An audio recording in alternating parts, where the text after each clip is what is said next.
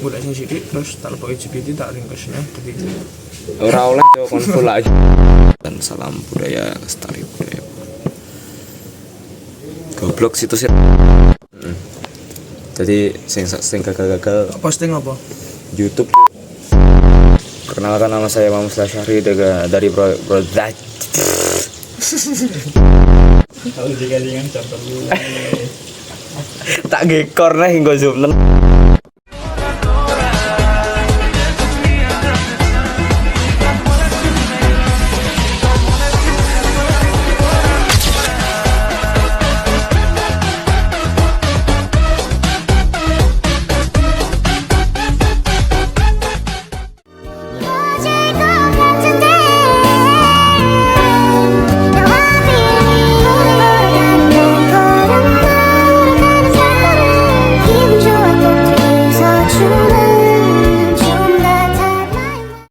Wait.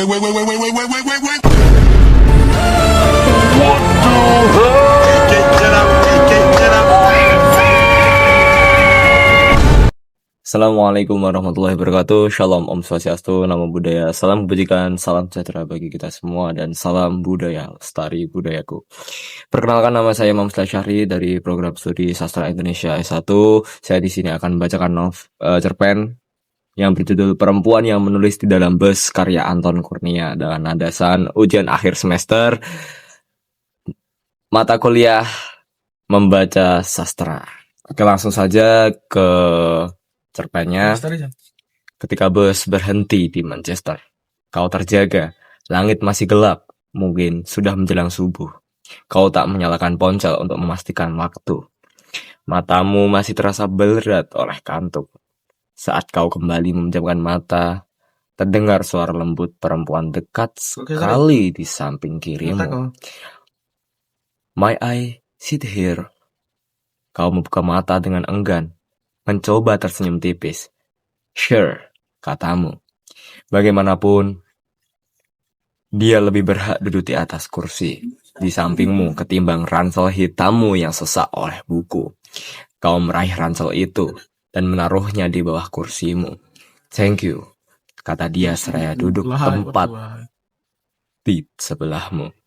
Padahal selepas dari stasiun bus Glasgow, beberapa jam sebelumnya, kau sudah senang bisa menguasai dua kursi paling depan di bagian atas megabus menuju London itu. Selintas pandang di perempuan sebayamu, atau lebih tua beberapa tahun, berambut brunette, panjang lurus punggung.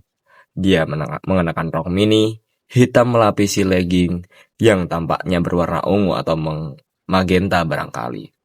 Lalu kau mencoba meneruskan tidurmu yang sempat terusik. Menjelang Birmingham, kau terbangun oleh sengatan sinar matahari yang hangat. Saat kau membuka mata, silau menyergap. Lekas, kau memakai kacamata minus yang semula kau sisipkan di saku kemejamu. Lensanya yang bening, sementara menjadi gelap ditimpa sinar ultraviolet. Kau meraih ponsel di saku jaket dan menyalakannya, sudah menjelang pukul 8. Kau memasang earphone Ruby Tuesday yang dimainkan The Rolling Stones mengalun di telinga. There's no time to lose. I heard he say, catch your dream before they slip away. Lagu itu bercerita tentang seorang perempuan misterius yang datang dan pergi semaunya. Pagi atau menggeliat, kau duduk mengantuk di atas bus yang melaju. Di sebelahmu perempuan berambut panjang itu sedang asyik menulis. Dia menulis dengan pena bertinta hitam di atas sebuah buku besar folio bergaris yang terbuka di pangkuannya. Kau mengintip lewat sudut matamu. Tampaknya dia sedang menulis surat atau sebuah cerita pendek. Itu terus menulis. Sementara itu, kau terus menatap pemandangan di sekitar jalan tol menuju kota.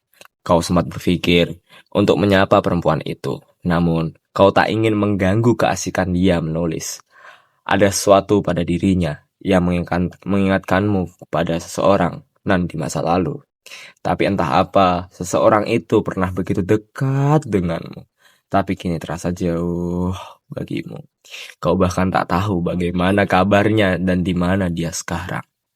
Ingatanmu itu membuat sesuatu yang lembut dan perih terasa menggores lagi hatimu. Terbuat dari apakah ingatan? Apa sesungguhnya ingatan itu? Jika ingatan berwarna, apakah warna sebuah ingatan itu membuatmu sedih? Di pinggiran Birmingham, bus berhenti di suatu halte di tepi jalan. Perempuan di Manchester itu berkemas sebelum berlanja. Dia berpamitan kepadamu. Bye, ujarnya seraya tersenyum. Kau balas tersenyum, tetapi tak berkata apa-apa. Kau belum sempat berkenalan dengannya. Sekian dari saya. Saya akan menjelaskan tentang ya garis besar dari novel tersebut ya teman-teman. Jadi garis besarnya adalah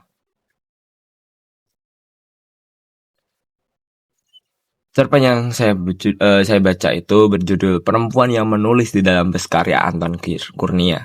Cerpen ini pertama kali diterbitkan pada tahun 2004 di Surat Kabar Kompas Minggu.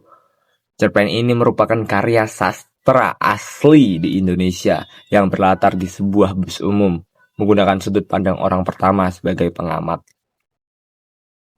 Lalu apa pendapat kenapa aku memilih cerpen ini?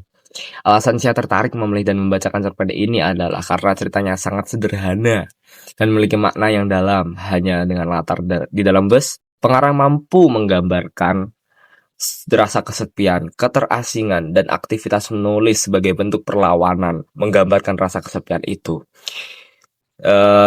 Banyaklah sekali lah intinya yang kita temui dan sering sekali seperti di bus atau di transportasi umum itu sepertinya rata-rata orang memakai atau menggunakan media sosial sebagai sarana dia untuk mencurahkan hatinya, entah itu di note, entah apapun itu.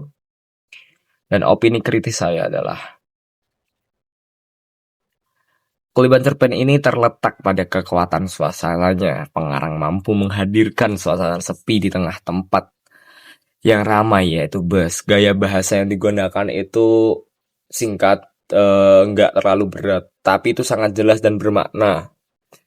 Sehingga menunjukkan bahwa perempuan adalah subjek, bukan objek semata. Ya, itu kelebihannya ya teman-teman. Dan kekurangannya adalah cerpen ini kuranglah konfliknya. Jadi kalau orang yang suka cerita pendek dengan konflik yang kerasa itu bagi saya kurang ya. Tapi mungkin ya cuman itu doang sih kekurangannya. Dan kesannya gimana ya? Kalau orang yang suka konflik di cerita pendek itu sepertinya menganggap cerita ini lambat begitu. Dan kalau relevansi di kehidupan sekarang yaitu secara keseluruhan. Oke. Cerpen perempuan yang menulis di dalam bus ini sangat relevan dengan kehidupan mahasiswa saat ini. Ya isu mahasiswa lah, kalian pasti tahu. Yang setiap hari menjalani rutinitas berangkat kuliah menggunakan transportasi seperti bus, KRL, motor, atau ojek online, Gojek, dan lain-lain. Mereka itu biasanya menyurahkan aktivitasnya atau ya keresahan mereka. Contoh ya dari ekonomi atau dari budget atau dari apapun itu seperti kebanyakan tugas. Mereka biasanya mencurahkan emosionalnya ke notepad atau ke media sosial yang anonim atau apapun itu. Jadi mereka itu kesannya mau mencurahkan dirinya atau dari cerita pendek juga bisa, atau dari novel atau dari puisi yang mereka karang sendiri atau ditulis dengan karangan mereka sendiri untuk mencurahkan hatinya. Itu gambaran cerita relevasi lah dari kehidupan sekarang menggunakan isu mahasiswa. Jadi sepertinya kalau menggunakan gimana ya, secara garis besar itu menunjukkan satu objek atau subjek yaitu perempuan tersebut di tengah-tengah keramaian. Dia itu kayak menghilangkan keberadaannya. Jarang kita amati, tapi terkadang orang seperti itu masih ada. Orang yang masih menulis. Ya sekarang itu jarang banget, terhitung sangat langka. Orang yang menulis di tempat umum itu jarang banget. Kecuali kalau masih di lingkungan akademik, kampus, sekolah itu masih lah ada. Tapi kalau di lingkungan yang berbau umum itu jarang sekali. Saya melihatnya itu seringkali menggunakan handphone, laptop. Itu juga mereka mengerjakan akademik. Seperti di Jogja sekarang saat di kafe itu jarang banget kan orang menulis memakai tangan, pulpen, kertas mereka sendiri kan jarang. Rata-rata memakai laptop, handphone. untuk mengerjakan tugas-tugas akademik mereka. Oke, jadi sekian dari saya, penjelasan singkat dan penuh bacaan dari cerpen Perempuan yang menulis di dalam bus karya Anton Kurnia. Oke, sekian dari saya. Terima kasih. Sekian, wassalamualaikum warahmatullahi wabarakatuh.